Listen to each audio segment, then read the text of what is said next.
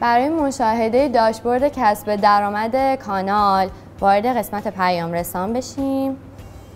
توی کانال خودتون قسمت پروفایل، داشبورد کسب درآمد، خیلی راحت. برای مشاهده داشبورد روبینو هم تو قسمت تنظیمات، کسب درآمد روبینو بفرمایید. حالا وارد سرویس ها بشین، آیکون کسب درآمد رو پیدا کنید.